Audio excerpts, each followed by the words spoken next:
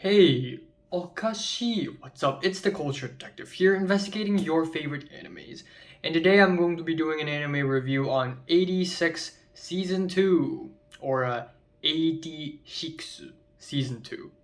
So 86 is an anime that is adapted from a light novel of the same name written by Asato Asato, and it is adapted into an anime by A1 Pictures. And this is not exactly season 2, more like the second half of season 1, but for some reason I've always called this season 1 part 2, except it's officially called season 2, so I guess it's a new season even though it also kind of isn't. But yeah, last year 86 season 1 is released, and it is a pretty hot new anime that has a lot of political themes, that has a lot of war, has some nice soundtrack, some nice voice acting, and it's been getting a lot of praise left and right. And for some reason, at the end of 2021, tons of animes are getting parts 2s, like Mushoku Tensei, and apparently Komi-san is getting a part 2. JoJo is split into 3 parts. Attack on Titan final season is split into 3 parts. Jujutsu Kaisen is getting a second core. Like, there are just so many split cores nowadays. So naturally 86 also gets one, except it's called 86 Season 2. And again, premise wise, I think 86 is definitely one of the more interesting animes you can find out there right now, because this anime deals with themes and topics about war and politics that you don't see a lot of other animes deal with, aside from maybe Attack on Titan. But seriously, we have the main empire of San Magnolia, and we have the main character of Vladilena Milize. I'm gonna call her Lena, and Lena is um. So the thing is, this empire is an ethnocentric empire, and a supremacist, racial supremacist empire where all the citizens and all the people working for the government and the military people, they're all albinos essentially. They have white hair, white skin, white everything.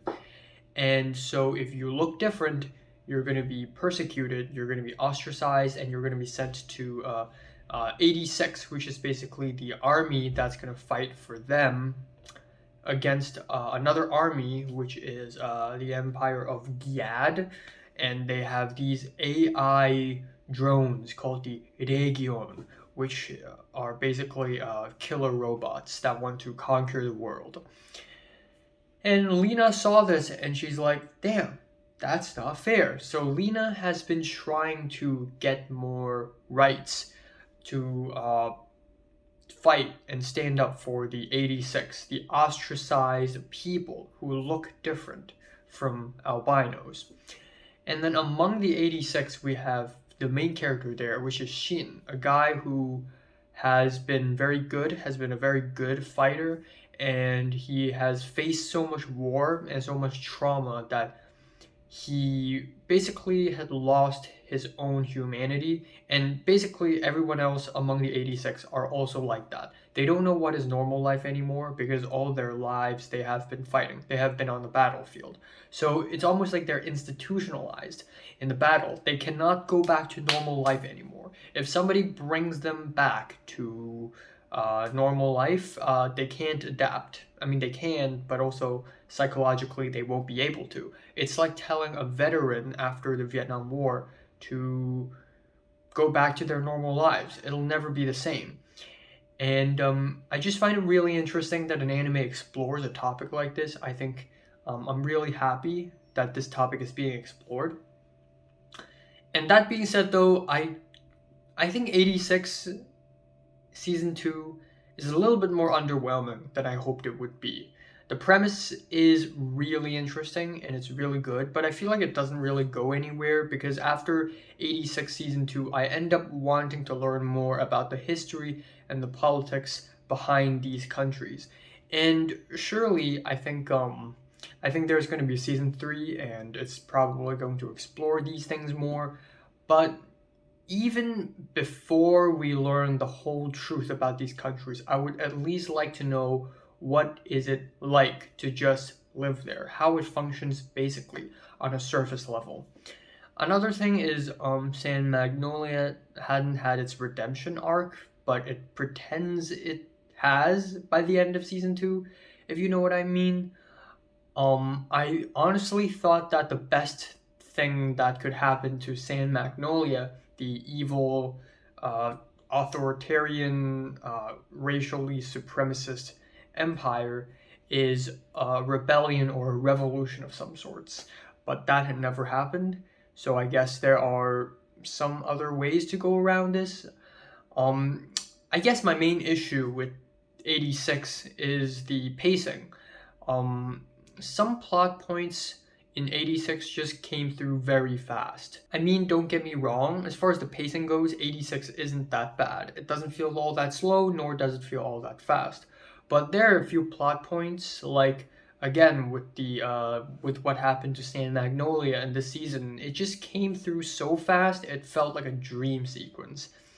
And then 86 season 2 also puts a lot of time, just a lot of time, for the 86 members just to speak to each other. The 5 members of the 86 just speaking to each other, discussing military plans again and again and again and again and again, scene after scene after scene after scene after scene. And this could have been way more interesting if the presentation, the editing, or the characters are, if they are more interesting. But I don't really find that to be the case. And then for some reason we have these like superpowers. Like our main character among the 86, Shin, he can hear voices of the Legion, the Legion, because apparently Legion doesn't really make AI robots. They use people, they grab human brains and modify it and turn it into AI. And so Shin can hear their voices, but this isn't explained all that well. And again, I know we don't have to understand the complete truth about this ability as of now, but at least let us know how it works and how it affects things. But I feel like that is kind of ignored. And then also there's a little girl, Frederica, who has the superpower to read minds. Why? How? Where did that come from? Where did that lead her? Nothing. It didn't do anything, and it just happens, and it's not explored very well, in my opinion.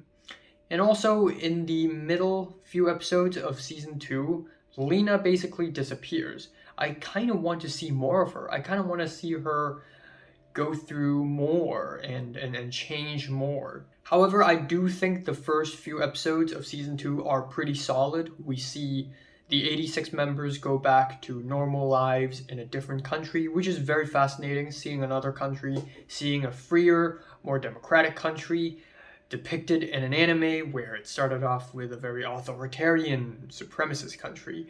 And seeing them do normal life things is just really good. It's just very nice and feel good. And the last couple of episodes are very emotionally satisfying. I really enjoyed the last couple of episodes. There's a trippy sequence in the beginning of the second last episode, which I really like, even though I'm not a huge fan of these trippy sequences because they always come off a little melodramatic, a little bit over the top in its own head, but it's still very well edited. The battles in general look really good in this anime, and I feel like it has a lot to say about war and politics and its effect on children, which is profound, but I feel like it hasn't reached that point yet. So, yeah, 86 season 2. I like it overall, but it has some issues, I have to admit.